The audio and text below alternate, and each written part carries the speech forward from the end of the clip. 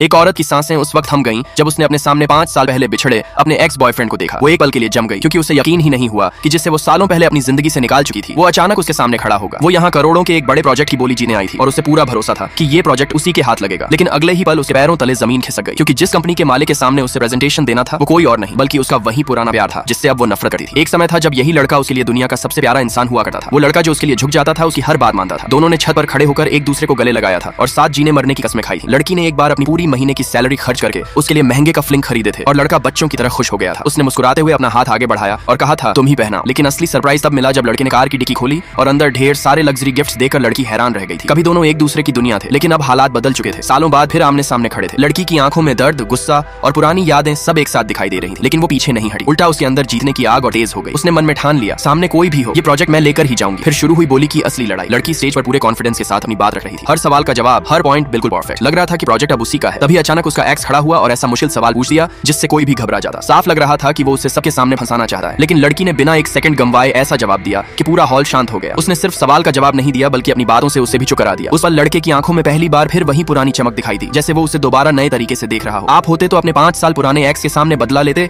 या अपनी सफलता से जवाब देते? कमेंट में बताओ। तभी लड़का मुस्कुराया और मन ही मन बोला, ये छोटी सी चालाक लोमड़ी इतनी आसानी से जाल में नहीं फंसने वाली। लाइक सब्सक्राइब कर देना, भगवान आपको बहुत खुशी देगा।